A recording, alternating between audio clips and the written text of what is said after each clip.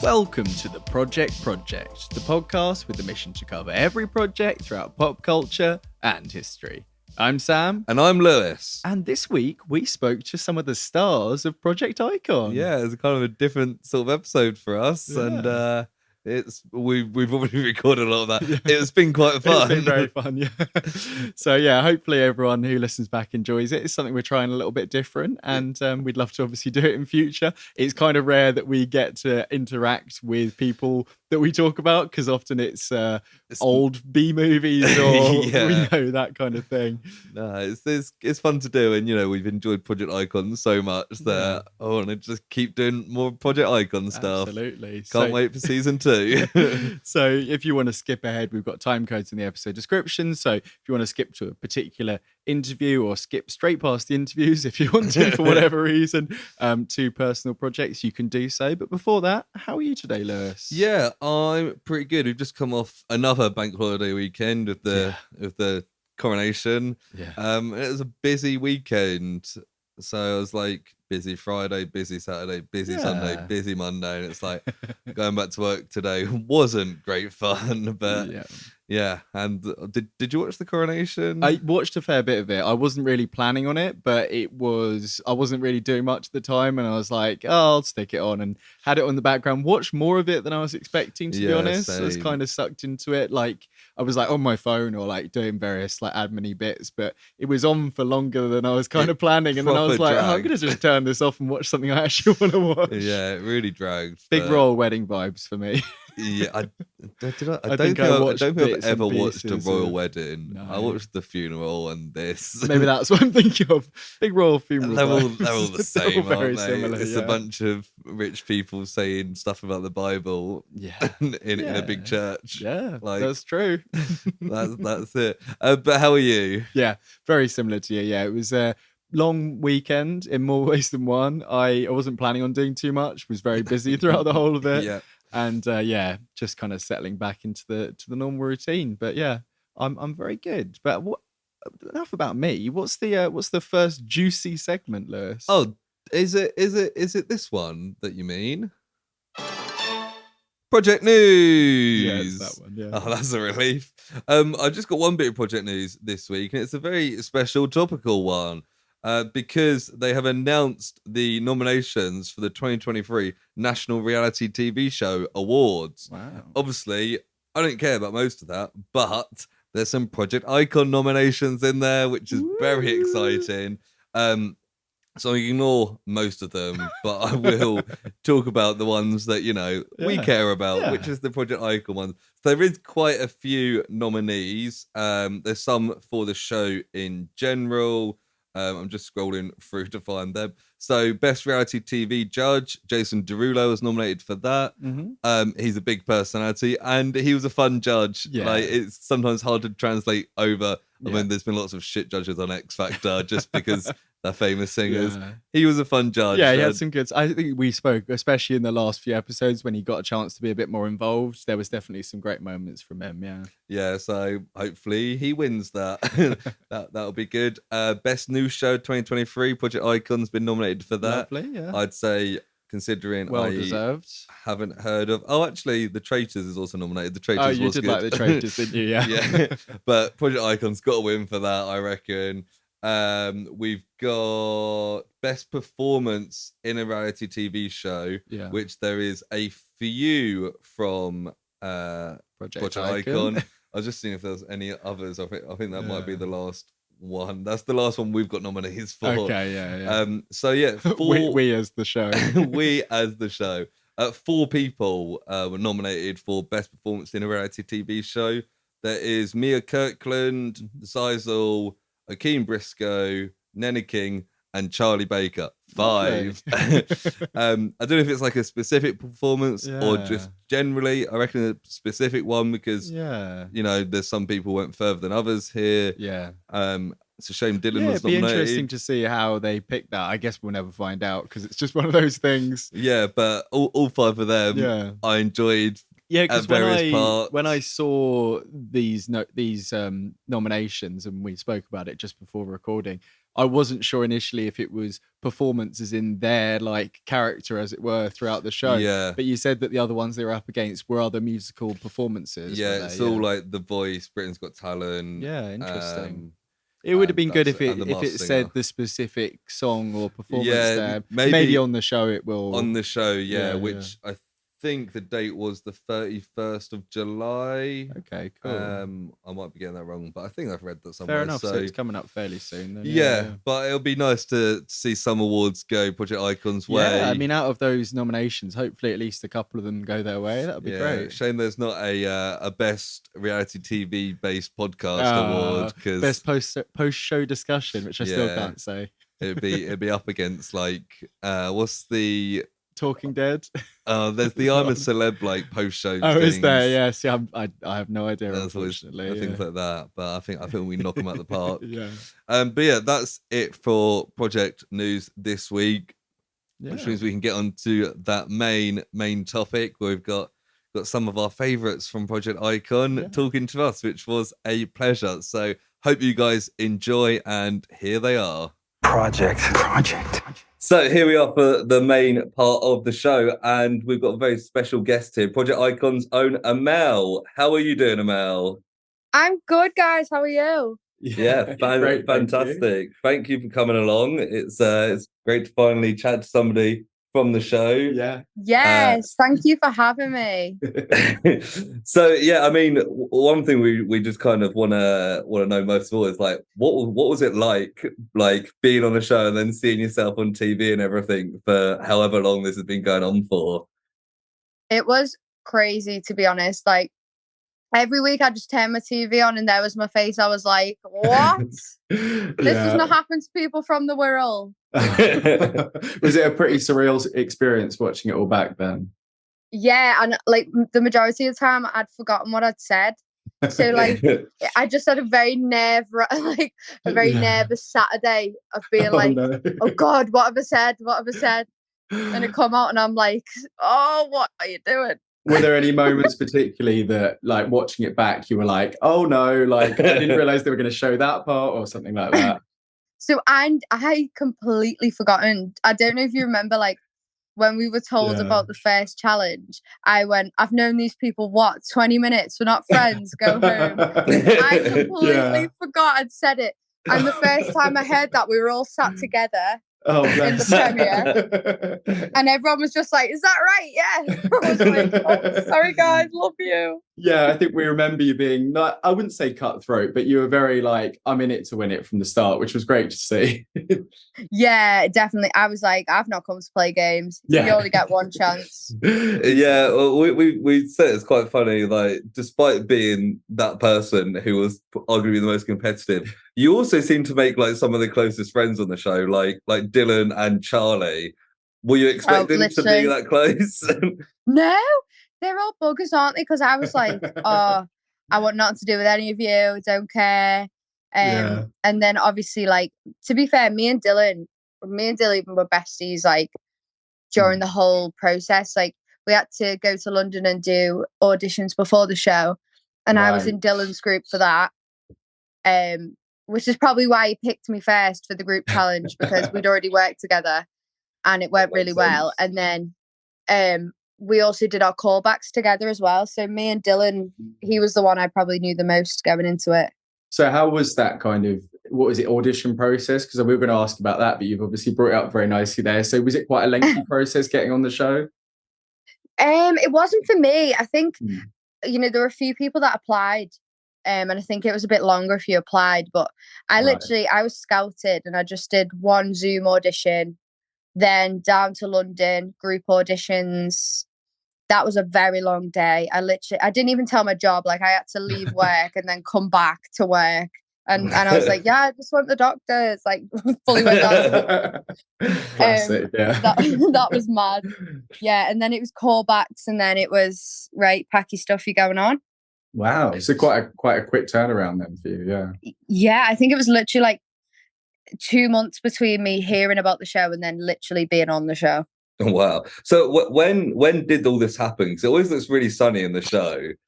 So we assumed it was like the summer. It was not sunny. That that scene where you see us all walking into the O2. Yeah. They literally, like, between scenes had to, like, run and give us coats because we were all dying of hypothermia. So Frank what, a few times was like, "Is she okay?" Like, I was just shaking. So that's one thing I was going to ask about as well. On the show, Frank seems like the hard ass, the brutal one. We managed to chat with Barry a few weeks ago, and he was like, "No, Frank's actually really nice." Is that the same from you? Yeah. I felt like what was so funny about Frank is like when he was in judge mode, even between like, you know, takes and things, he wouldn't really talk to us. But then as soon as you got sent home, he was like, "You did such a good job, man. Yeah, keep in touch." I was like, "Who are you and what have you done with Frank?" Yeah, so that's how we felt watching that last episode, when you see a bit more of his kind of, he's getting very excited about those performances at the end, and it was like, oh yeah, he's a bit of a judge facade, like you say, which is nice to see that he's not that full, not that it's one-dimensional, but you know what I mean. It's nice to see there's a bit more to Frank than that. Yeah. I didn't know as well, like, I just wasn't expecting him to like fangirl so hard about Jason Derulo. Like, I really wasn't expecting it, but he was like a teen in the crowd. Oh, that's so cute. So is he like, he's like Jason's like guy, isn't he? Like, he's been with him for the whole time, right? Yeah, you can tell like they're basically like family, which is nice. That's really cute. Yeah, it's nice. Yeah, it was. So with the judges in general, was it quite a weird experience? Because especially not necessarily Frank, but Becky and Jason are people that you would have been aware of beforehand. Was that a bit of a strange experience meeting them first of all? Yeah, I think so. Funny story. Yeah. When basically me and Mia have like the bladders of a small squirrel. So we were like getting really nervous and we were like, "Oh, we need to go to the toilet." So me and Mia went and accidentally bumped into Jason and Becky and Frank. And this was before we were meant to have met them.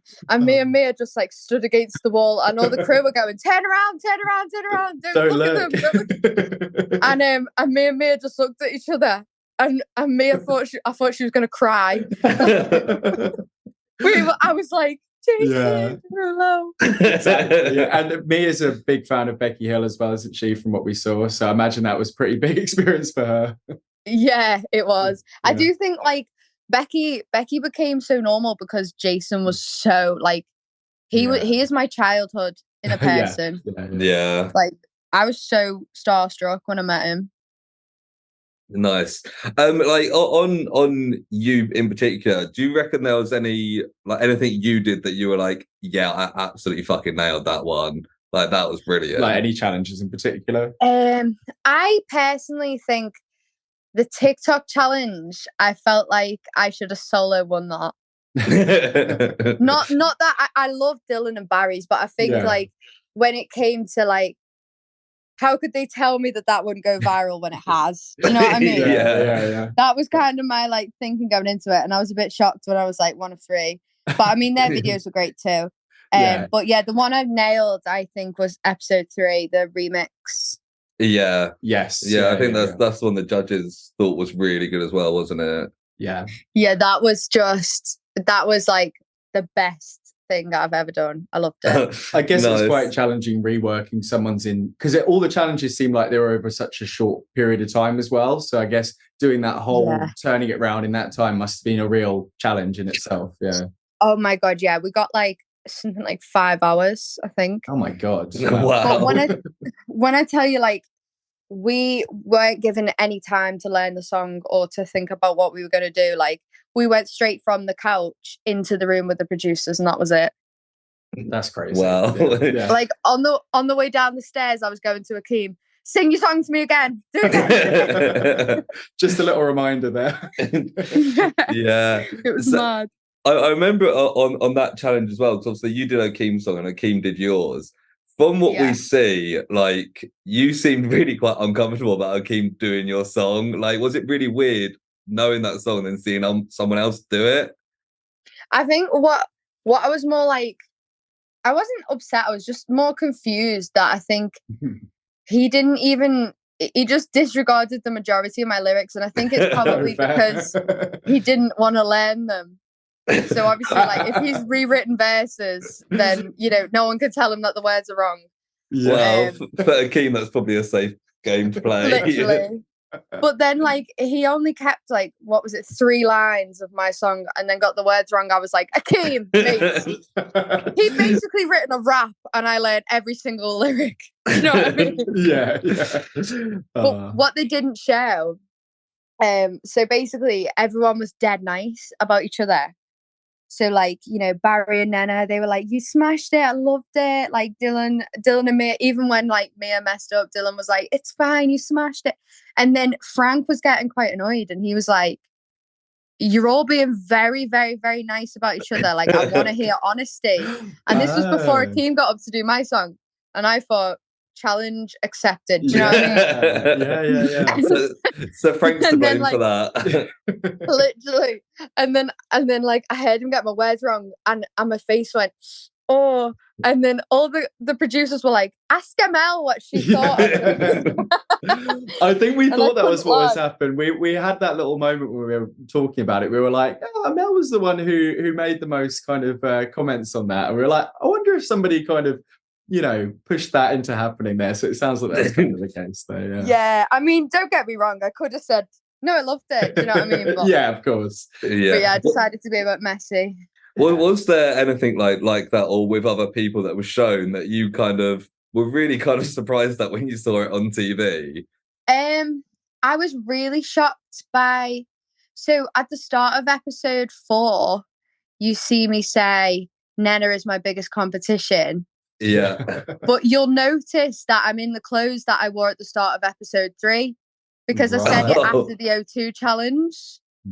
Okay, so it's been mixed around a bit. They edited it to make it look like I said she was coasting because I was threatened. Right. Whereas I just said she was coasting because she was coasting. Do you know what I mean? So it was Nena that you said was coasting. It was. I think that's pretty clear, isn't it? Yeah. I mean, but my main thing was like with that comment. Sorry, I'm like skipping ahead. That's right. Okay. With that comment, it was what I was trying to say to them was, in this competition, I don't feel I am the weakest on the whole. But I obviously couldn't say that without saying that there are people that are weaker than me. Yeah. So like the point was to basically say that I thought I was good. But everyone focused on me basically saying there were people weaker than me. I couldn't make that point without making the other point. Yeah. So that's why I didn't mention names, because I just thought like there's no point in me being like, well, you're shit. Do you know what I mean? Like, my point was mainly about me. I didn't want to bring other people into it, but no, that's fair enough. Fair enough. Another thing that we've been intrigued about the whole time is that we kind of got the understanding that you're all living in a house together. What was that like? Yeah. That was, I don't know if you've seen some of the videos, but that was chaotic. I've seen a couple of clips that just like seemed mental. We were feral. We were like actual primary school children in the house together.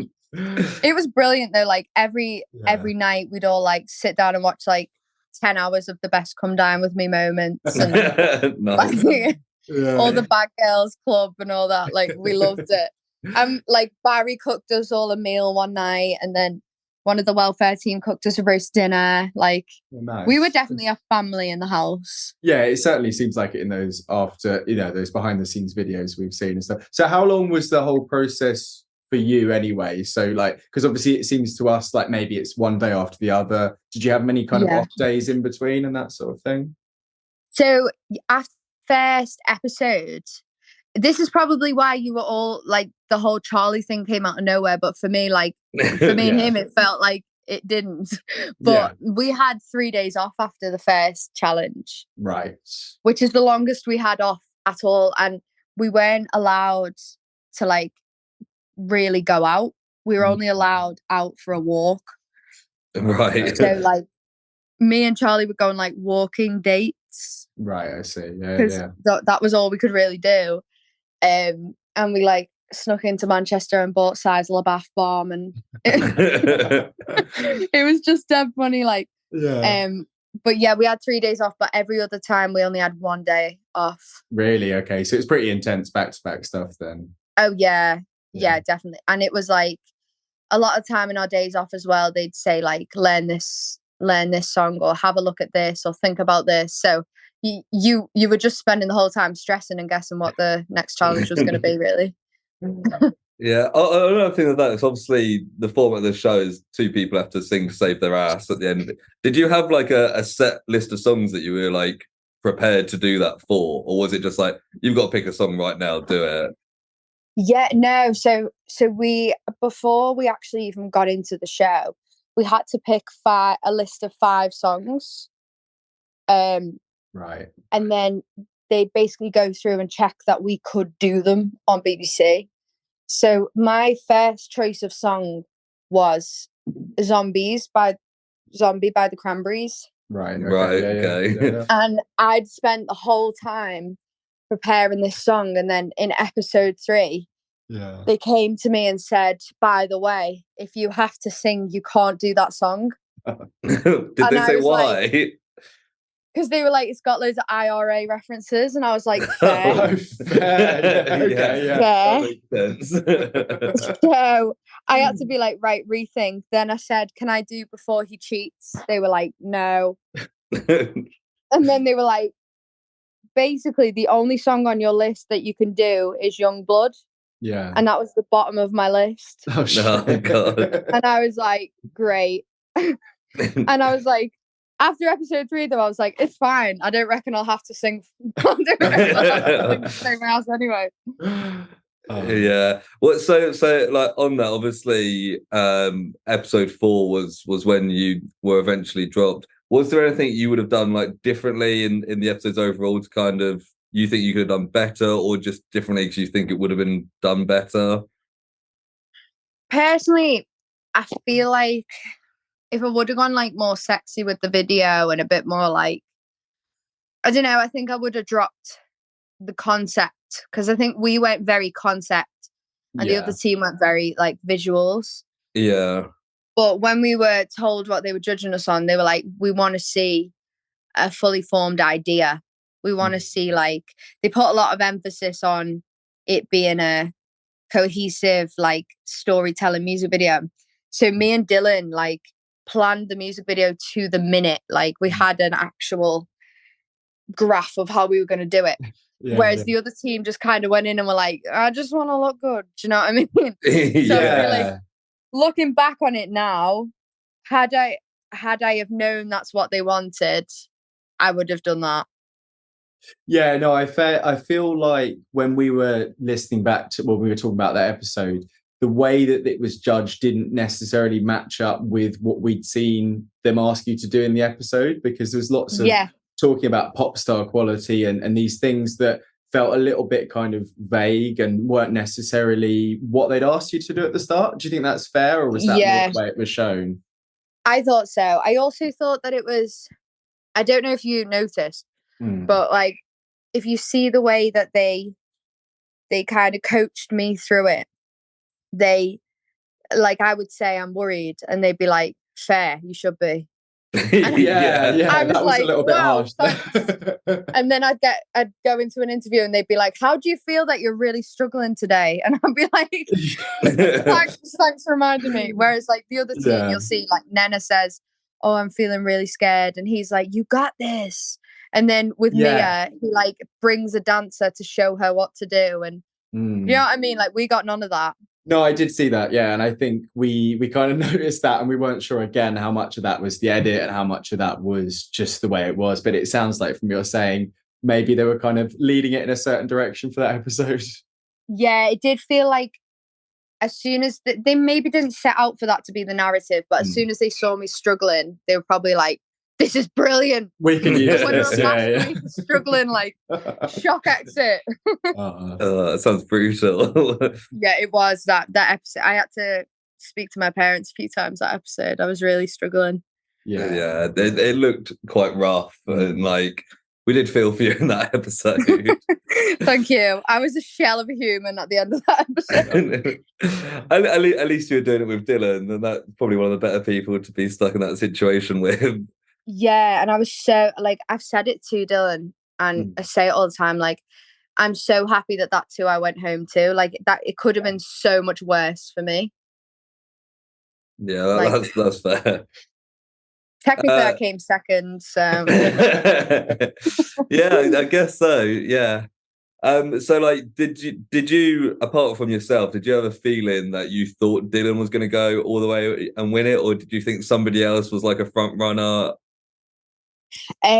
Well, me and Barry and Lily actually put like bets on it, but Oh, near the really? end, like when it got to the final, and we were completely split between Mia or Dylan. Who did you go for? I picked Dylan. Oh, okay. I thought you'd say I that. was more thinking about, technically, I think Mia, from what was shown on the show, it probably pointed to Mia more so. But I think if you think about what was actually at stake, it's a record deal and a publishing deal. Yeah. And Dylan has been at this for the longest out of any of us. And he can produce his own music. Every single time he was given the opportunity to sing an original song, it was a different original song. Do you know what I mean? Yeah, we noticed that. He's blatantly got a catalogue. He's the most ready out of all of us to be signed. And I think that they had to look at that in the end. Of course, yeah, it's a massive part of it. Yeah, of course. Even though Frank hates guitars, right? Frank has something against guitars, definitely. I need to have a word with him. So in terms of, you mentioned just then that you were kind of following along with the show. That was when it was being recorded. Were you kind of still in touch with people and kind of getting little bits from the set kind of thing? Or how did it work? Did you go home when you kind of left, or were you still kind of... So I was given the choice. I could either stay one more night and go home in the morning, because it was 1 o'clock by the 1 a.m. by the time I'd been eliminated. Yeah. But my parents don't live too far, so they were like, "We'll come and get you." So I left that night, but it was really awkward because I hadn't seen anyone other than Dylan after the point where I'd said the coasting comment. Wow. So I had to go and pack up all my stuff, and when I tell you, not one of them came to say goodbye to me. Oh my god. It was like frosty. I mean, we all sorted it like afterwards, but yeah, it was frosty. Yeah. It was. On a more lighter note, one of my favourite moments on the whole show was right at the start when Jay sang Rice, Peas and Chicken. Like, did you know he was going to do that? What did you think of that? No, none of us knew he was going to do that. What I remember is Barry was sat behind me. Barry's always like who I would turn to in these situations because he's hilarious. He, like, we all had to do a mini sound check to basically check that our like tracks are working and all that. And he gets up and he goes, "Rice, peas and chicken." And Barry looked at me and he went, "Nah, he's messing. He's messing. Like, that's not his song. He's just trying to freak us all out." And then he started singing.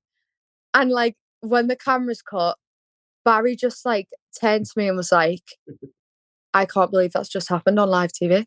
Like, I can't believe that's just happened on TV. Oh, it was very funny. Do you know what was mad though is that I completely saw what he was trying to do. Like, he was trying to do the whole TikTok viral thing. Yeah. And what I kind of said in one of my interviews is like, for what he was going for, he smashed it. Do you know what I mean? Yeah. But like, for his target audience he was aiming at, he smashed it. He's been on Radio 1. Yeah, I mean, it must have just been very different from what the judges were expecting from him, because they seemed pretty upset by what they saw. Yeah, if you listen to his other songs, like, you wouldn't expect that from him. But it was like, it's something I will tell my grandkids 100%. Nice. So I think we're pretty much at time. So all we were going to say else is like, what does the future hold for Emelle? Well, I've actually been writing a few tunes with Barry and Lily from the show. Nice. So that's exciting. I'm hoping to try and go down and write with Dylan as well soon. Get some of that winner clout, you know what I mean? Yeah, he's probably busy in LA with Jason Derulo, isn't he? Yeah, true. Hey, he'll make time for me. It's so bestie. You better. But yeah, I've got some new songs coming out and they're sounding really cool. So I can't wait.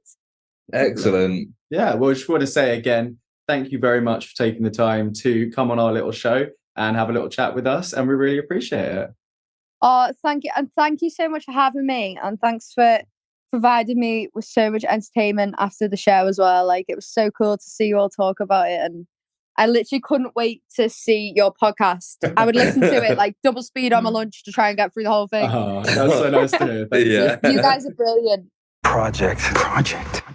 So here we are with Project Icon's own Xyzelle. How are you, Hello. Xyzelle? Hi, I'm good, thank you. How are you guys?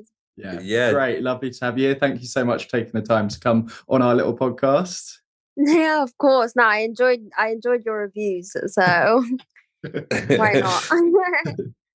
I mean that's good to hear because of all people we probably said probably called you a diva more than anyone else, to be honest. Yeah, I'm glad it didn't go down bad.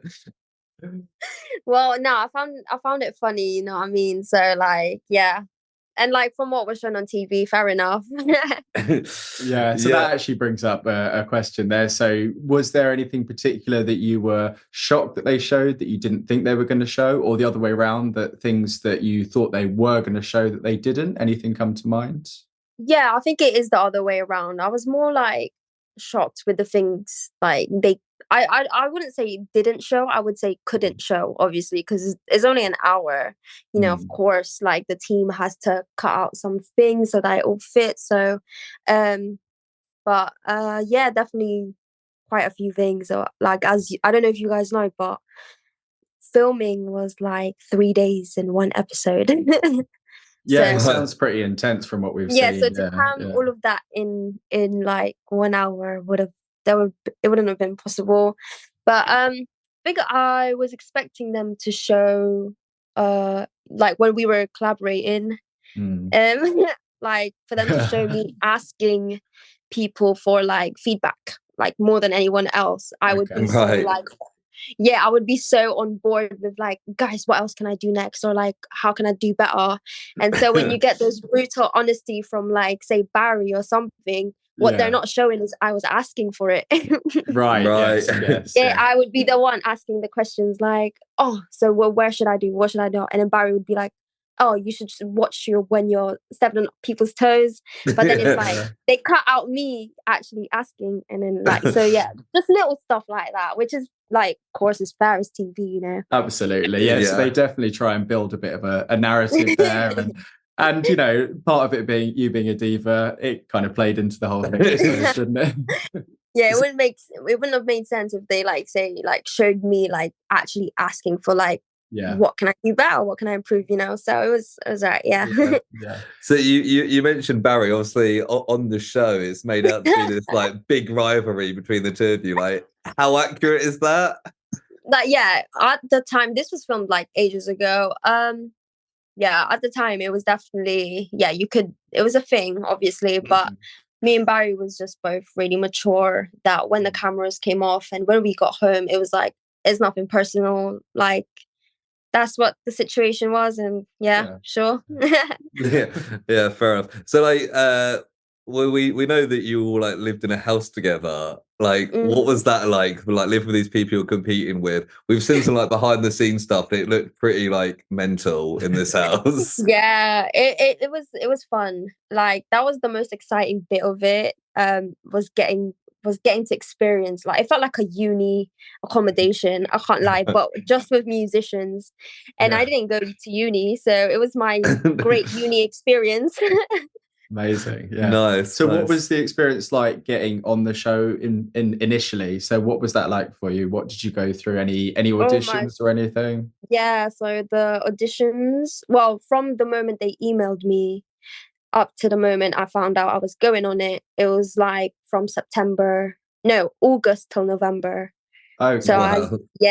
So as you can see, it's a long time to be waiting around and then going through the processes and stuff. There were different rounds to it, but to me, I was just like, at that point in time, I had already performed at, like, say, Glastonbury. I performed at Boomtown. I was making great connections already. And I had just got funded for my project. So I was kind of in a mindset of, if I get it, that means I was meant to be there. And if I don't, then I carry on the journey that I'm on, and I'm happy with that. Like, that was kind of what I had. But I got the call. I was high as fuck. But honestly... No, like, I was stoned when I found out, and I was just like, "Raw, like, is this really happening?" But yeah, so then it happened, and then there I was. So it sounds like quite a surreal experience then. Yeah, it was definitely. What was it like? So obviously Jason Derulo and Becky Hill, some big household names for lots of people. What was that like first meeting them and everything? Was that quite a strange experience too? Well, Jason Derulo is very HD in real life. So it was so like, whoa, okay, he's not just a person on screen now, like, he's here and he's shiny. So that was the first thing that came to my mind. But no, they were just like, they were off camera, they were just cool people. Yeah. And the other judge, Frank, on the show seemed like really brutal. Like, is he like that? Was he like that all the time? No, not all the time, but obviously when he has to judge, he's gonna judge. Of course. Duh.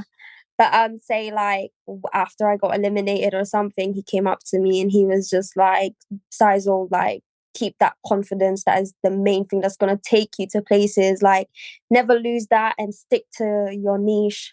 So yeah, that, what I mean? Like, he did give me words of encouragement after. Yeah. But yeah, he's nice. He's a big softie. Like, really. That's what we suspected the whole time. Yeah. So like, obviously you did a few different things whilst on the show. Was there like a stand-up performance that you did, or a stand-up like video or something that you thought, yeah, I've absolutely nailed this? Yeah, I think my sing-off with Lily Joe, I was quite proud of that one, to be honest, because I hate doing covers. Right. And like, that was the main thing when I went on the show. I was kind of worried about, I don't like singing other people's songs, because to me it felt like it was following other people's rules.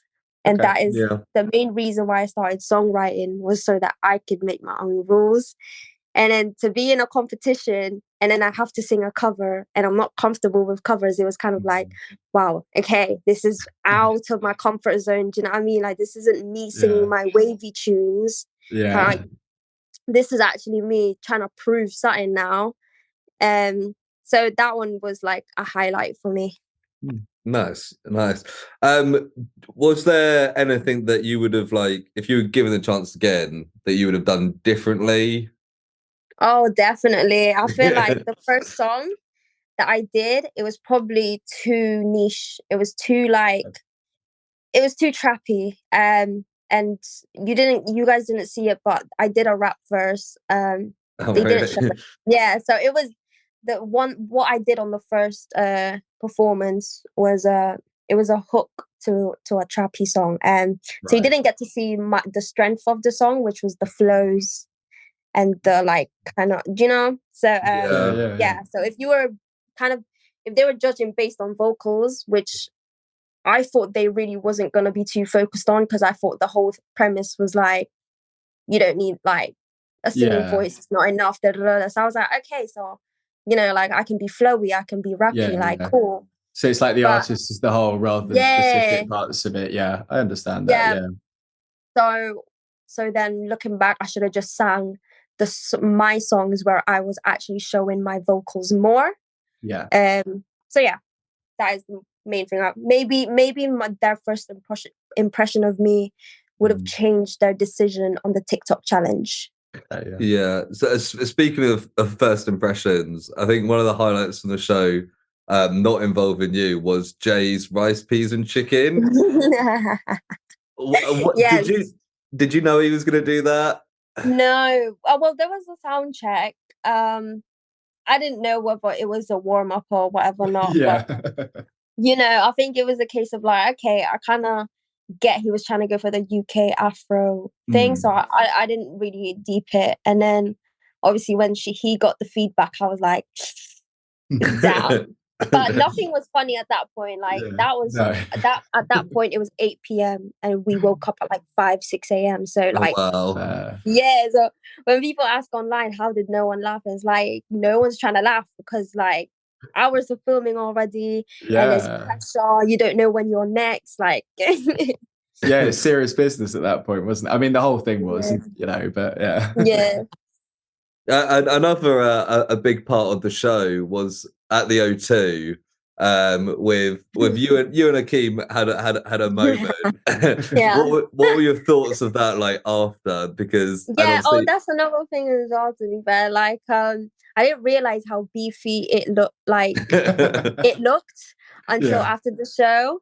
But yeah, to me there was no beef between me and Akeem really. It was him giving me a talk. Because I was like, at the end, I was like, if you watch it again, you can literally see me like trying to laugh it off. Like, guys, I'm pissed off. Because I was pissed off, but with myself.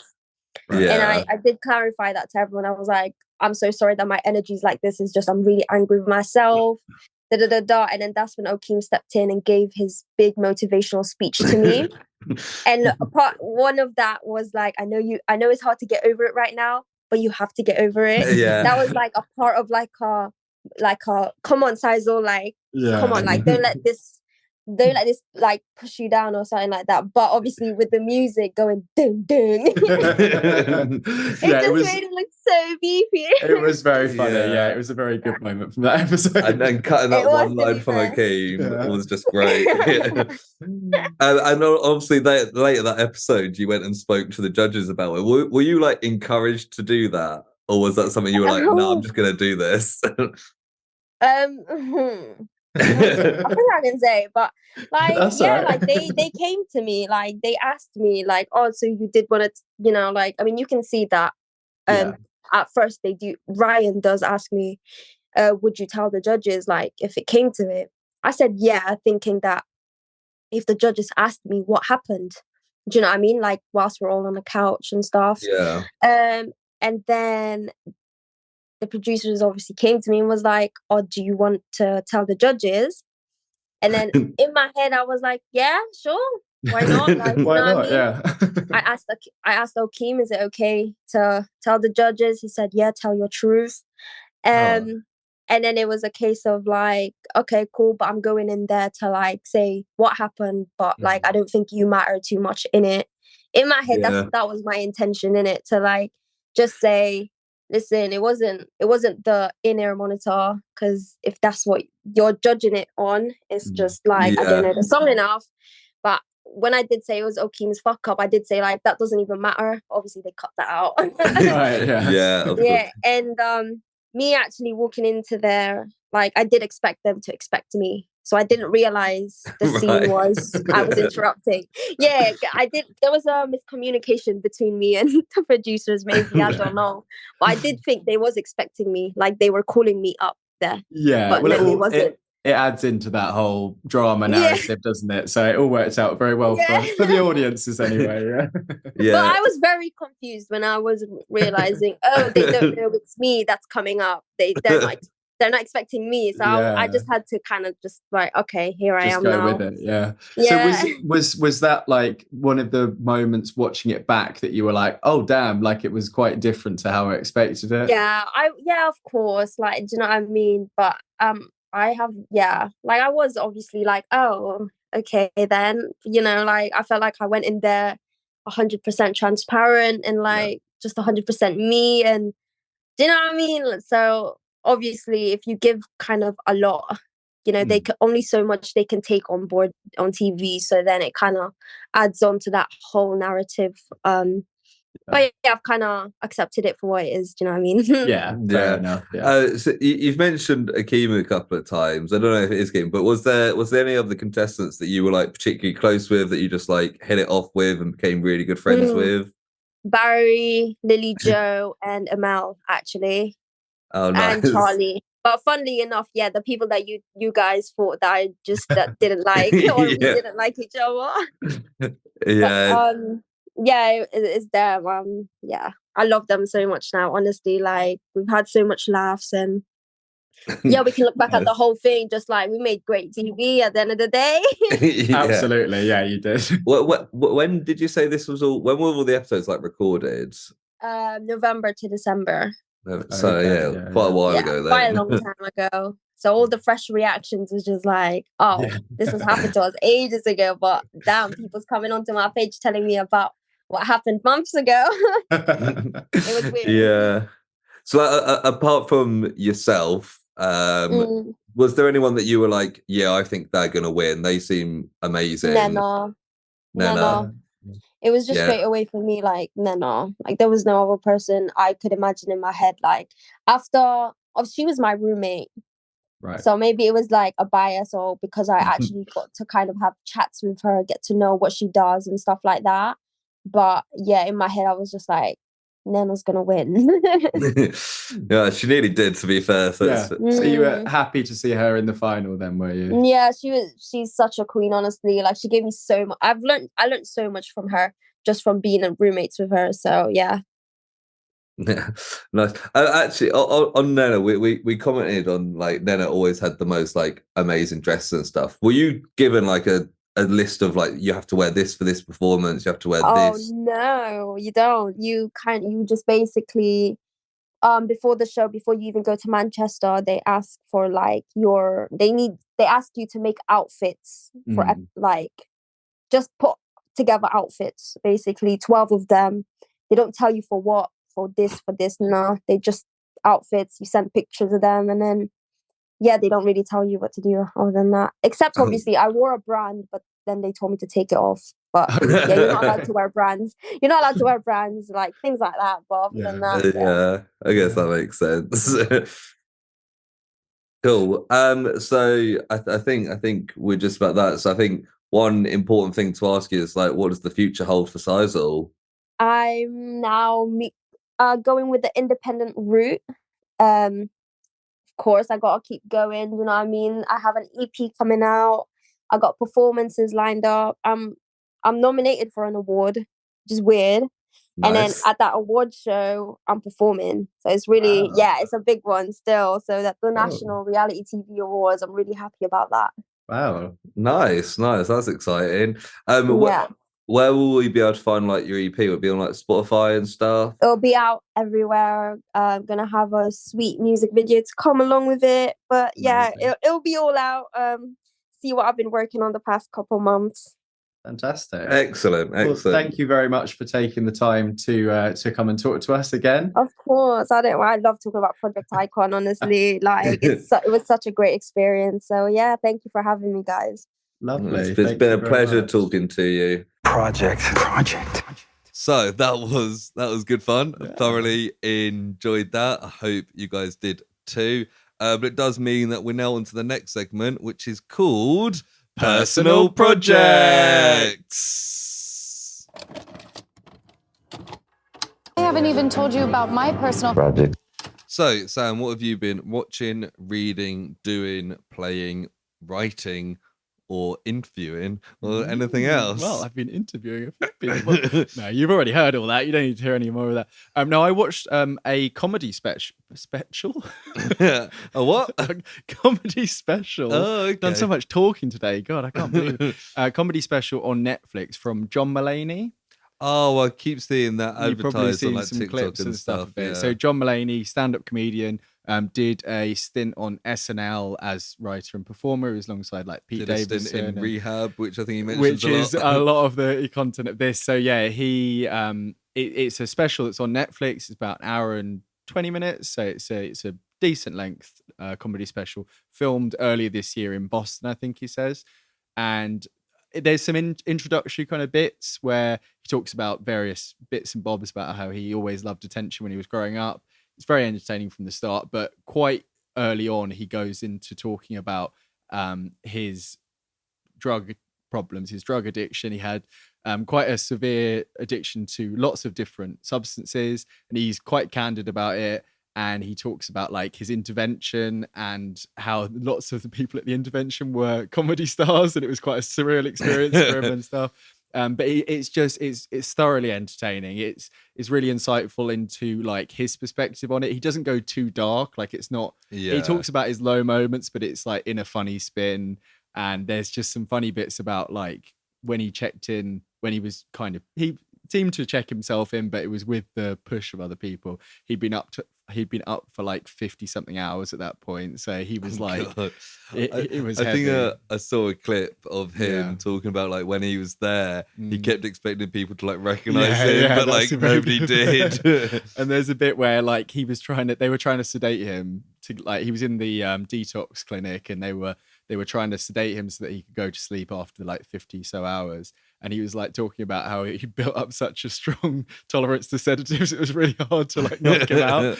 And then they posted a nurse to watch him while he slept. And he's like, I don't know why. Maybe it was the fact that I kept saying to people, when you leave the room, I'm going to pretend to be asleep and then I'm going to run out of it. And he just sounds like he was such like a little twat, basically. Yeah. But it's really funny. And like, he talks about like a time when he tried to get money by like buying a watch on a credit card and like running across the road and pawning it off. And it's this kind of desperation, but he talks about it in a very funny way. And he kind of ends by talking about a GQ article that he did like 10 days before he checked into rehab, and he's like, I have no memory of this at all. And it's like this phone conversation with someone in GQ, and he just keeps going off on tangents, and he talks about like haunted houses for no reason and stuff. They ask him like how he's been, and he's like, I just walked past this haunted house. It's very entertaining, and he's obviously kind of taking it all in his stride, but it's a very, very funny comedy special. And I don't watch a lot of stuff like that, but I really, really recommend it. It's very good. Nice, fair enough. Yeah. Fair enough. What have you been watching, reading, doing, etc.? So I watched The Great Train Robbery. Okay. I went back in time. Bloody hell, when's that from? 1963. No. Oh, you didn't? No. Wow, I got pranked there. From 2013. It's a 2-part BBC miniseries. Oh, it is the Great Train Robbery, Yeah. Right? Okay, yeah. On Netflix about the Great Train Robbery. Yeah. It's like 2 hour-and-a-half episodes. It was like the last big robbery or whatever, isn't it? It was like crime of the century. I think they still like one of many. Yeah, they still like 2.6 million, which is like 70 million in today's money. So wow, okay, from the Royal Mail, so quite significant. But it was really quite cool because like episode 1 is the robbers. So it's them like planning it. A big part of it is like the heist, and then it's them hiding out after and then deciding to go their other ways. The main guy is played by Luke Evans. Oh yeah, I like Luke Evans. Yeah. Luke Evans, who was in something you watched recently. Yeah, Murder Mystery 1, and I was trying to get you to... Oh yeah, I was like, watched Murder Mystery recently. It's Welsh Orlando Bloom. Yeah, but yeah, that was. So it's like a dramatization of it. Then. Yeah, okay, cool. There's a few other people I recognised in it as well. I was like, it's really cool, and like seeing how it all works, and obviously that's quite well documented. So I was kind of reading up it after, and I was like, oh yeah, I saw that bit. I saw that matched bit. up pretty well. Yeah, it's like it's really cool. And then a Nice. couple of nights later, I watched episode 2, which was from the police perspective, where the lead investigator is Jim Broadbent. Oh, nice. And so this is set like 4 days after the first episode, where it's like trying to find these people, and you kind of see they've got all their suspects, and you're like, oh, that's Luke Evans. I know that guy. It's Marsh Legolas. And they kind of pick up on some of the mistakes that you saw in the first episode. Right. A person was hiding out on a farm. Somebody was meant to burn it down after and didn't. So they're like, why'd they leave all their stuff here? Like, what's going on here? And like they said they cleaned it, but there was a couple of stuff like still fingerprints around. It was just quite cool, like seeing That's it all cool, develop. yeah. And then obviously So it was in the 60s then, was it? Yeah, it was original? 1963. I knew it was quite a while ago, but yeah. And then they like get all the people like one by one, and like, Nice. and then you see like a court case, and like they get like 30 years, except Luke Evans, who's like gone on the run. There's one cool bit where isn't it? He went on the run for quite a long time. it's Is like that the 5 years. I same thought guy? it was longer. He went but to like Spain or something. he went didn't to Mexico and okay. Canada. Right. Okay. But there's a cool bit where like they suspect he's at like this flat above a shop, and they go in, and his wife's there, and she's like panicking, and they burst into the living room, and he's taken all his clothes off, and he's just like standing there naked. So the police like don't look at him, and he's like, oh, like we're having an affair. You haven't shit. Her husband's home soon, and then it's like, oh no, it was the guy we're looking for, and then he eventually gets caught by Jim Broadbent and gets like 25 years as well. That's so weird. Yeah. But like apparently it's all like this really happened, and it like particularly the Yeah. heist, like all the events that happen, like one of the lights not working, the driver that they hired to drive the train couldn't do it because it was an old train, so that to get. So was it very kind of Wild Westy in terms of they kind of did they stop the train and then jump on it and stuff yeah, like that? the idea was to change the signal lights. They'd literally plug a battery into the red light and put a glove over the green one. So the train like stops, and then whilst the train drivers are trying to figure out, they go in and unhook, because it's the train, the carriage with like money, and then like 6 carriages of post. Okay. So they unhook those 2, and then get in the driver's bit and drive those front 2 like half a mile down the road to where there's a bridge. Right. And then they like pass all the. It all off. Yeah, cool. and I think they said they got something like 94% of the money that was on there, and it was like 2.6 million. And then they all drive off. But I think one thing that got them is that one of them said to like the security guards on there, like, don't move for half an hour. We've got someone watching. If you move in the next half hour, we'll get you. So the police figured out they've got half an hour. They could only be half an hour away, 50-kilometer perimeter.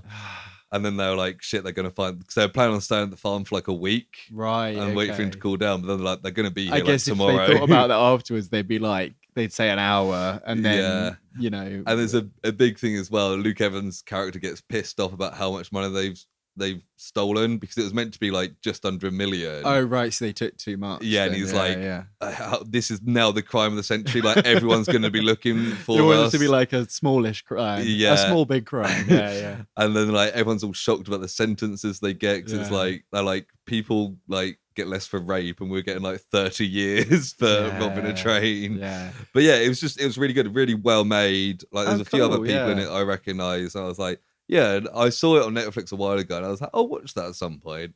And yeah, it was well worth a watch, and I kind of like that dramatization of recent British history. So 2013 Netflix. Yeah, was it a Netflix original? Do you know? I think it's BBC original. Yeah. But it's on Netflix. I may check that out then. So they're about like an hour each, or are they Hour and a feature length each? Yeah, cool. Yeah, so it's like 3 hours of watching, but it's quite nice how they've set it up with like the robbers and then the police. So does the first one? I don't really mind knowing. Does the first one end like with them getting away, or is you said you see some of the mistakes? It's a bit of the aftermath. It kind of ends a few days after, and like the 4 main guys meet up at like a cafe, and they're like, right, the heat's getting too much. We need to go our separate ways, because they're like 4 mates. They're like, we can't see each other again. And it kind of ends with them all crying. I think the last shot is Luke Evans seeing like a newspaper with his face on it. Oh no. And he like goes off. Fuck. And then that comes into play. Don't ever do a robbery with your mates. That's one thing. Because first of all, you're already connected, and then you can't ever go hang out with each other again. Yeah, I think one of the guys when he gets arrested, they start questioning, like, oh, this person, and he's like, yeah, they're my mates. Doesn't mean I did the crime with them. Yeah, exactly. If you're already connected, it's a little bit. Yeah, but yeah, good fun. Oh, so cool. No, that sounds well like worth good the fun. watch. I may check that out. So I think we'll call it here. It's been a long old episode for us. Yeah. Short episode for you guys. But yeah, thank you for listening, and thank you again to our guests on it. It was great having them on, and we thoroughly enjoyed it. So we will say goodbye for now. Yeah. I will hear you next week. No, we need to do the socials first, don't we? You're looking at me like, what can people do, Lewis, if they like this episode? If you like that, then you can give us a 5 stars on your application. Much appreciated. Yes. If you like those people who we had on, you can give us 5 stars on their behalf as well. Yes. But you can also get in contact with us, can't you? If you want to come on the pod, if you're famous enough to come on the pod. Exactly, yeah. So Jason Derulo, we still haven't heard back from you yet. I mean, I don't think the clip's up yet, is it? It will be by the time this is out. It will be by the time this comes out. So yeah, Jason, if you want to contact us, you can get our email at theprojectpod@gmail.com. So you can send us any suggestions for future episodes. You can reach out to us, whatever you fancy doing. Also, all our socials are in the link tree in the episode description. So you can send us a message on any of those and we'll pick up on it. But you can also see all the clips come out. You can see when new episodes are dropping, all that lovely stuff. But other than that, thank you very much for listening. Yeah, now I can say that bit. Thank you for listening. I will hear you next week. And I'll see you next time. Bye. Jason Derulo.